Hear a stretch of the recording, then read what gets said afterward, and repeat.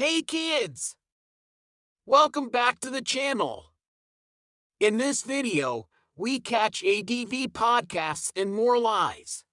Watch to the end to hear Western media's Lori Chen of AFP angrily throw all the current genocide people under the bus. Yeah.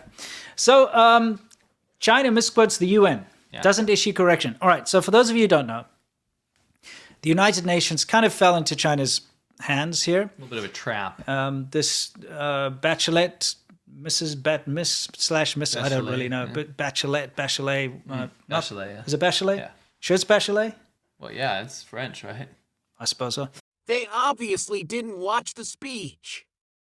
They can't even say her name or mention her actual position of High Commissioner, even though it is mentioned throughout the video. Anyway, this very important UN figure went to go on a tourist visit, not an investigative visit, by the way. No. So it's not about investigating the claims of what's going on in Xinjiang, but she went there and they took her to Xinjiang and took her around to the tourist spots. Yeah. Okay? Well, what we can imagine. Yeah. They took, obviously, they're not going to take her to the camps. No, I'm just... Yes, we did visit the current, it's not a closed one, current Kashgar prison. At the end, she makes this big speech, okay, about what she saw and all this kind of stuff. So the Chinese state media went ahead and put out to the entire country the contents of her speech. What did they say she said? This is what they said she said. So this is what the Chinese government says that she said. I admire the efforts and achievement China has made in the areas of poverty elimination, human rights protection, as well as realizing economic and social development.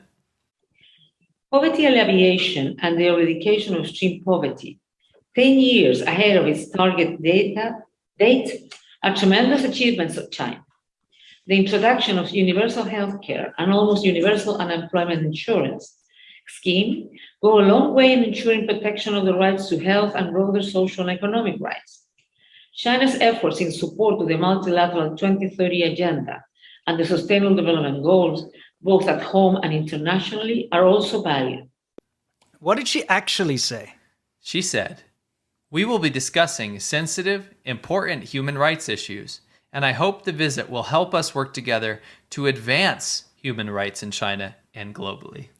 If you listen carefully, what the liars claim she actually said could only have been said before her visit to Xinjiang, not at the summary speech. That's what they did, but Right. to the UN, whatever she is, ambassador / whatever, Human rights thing. human rights person who went on their little tour.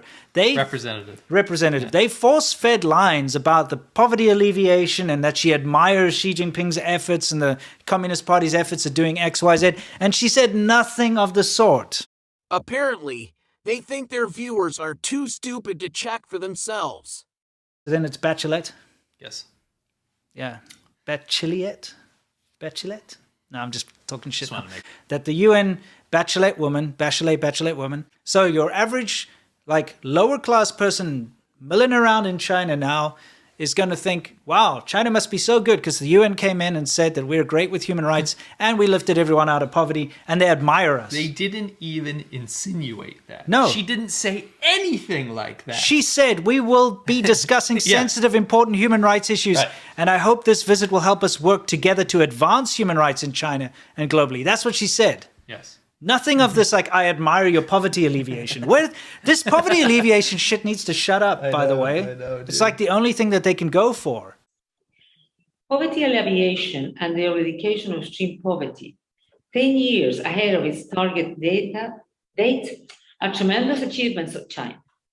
The introduction of universal health care and almost universal unemployment insurance scheme go a long way in ensuring protection of the rights to health and broader social and economic rights.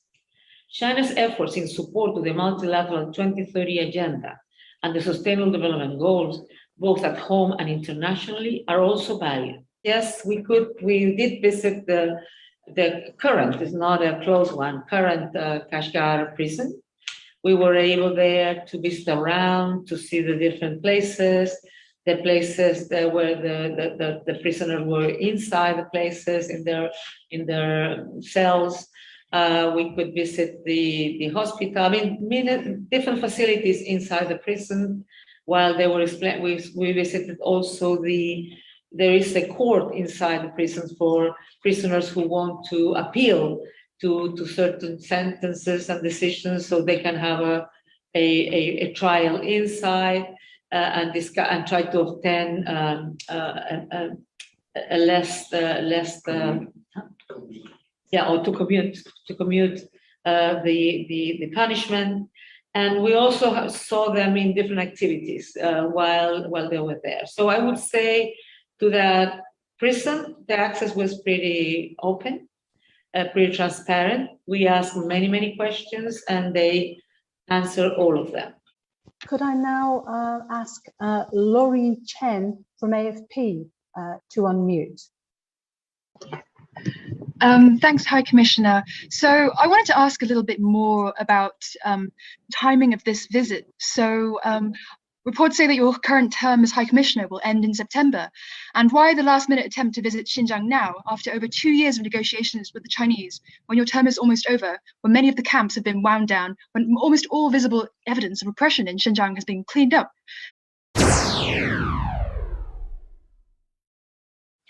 On the question of the timing, the truth is that we have been. I mean, I think your information is not exactly the correct, because we started talking about the visit. I mean, I was invited to visit by the Foreign Minister Wang Yi in December 2019, but unfortunately the COVID pandemic put a stop to discussions between the government and China and my office on the planning of the visit. And discussions really were resumed in December 2021, as you are aware.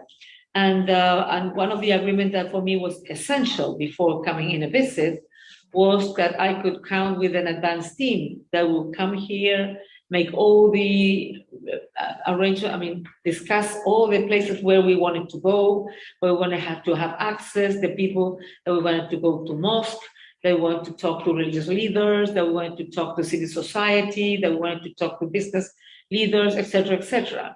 So so my visit, when it would take place, it would take place in a way that we thought it could be a meaningful visit. You're a damn liar, man. That's not true.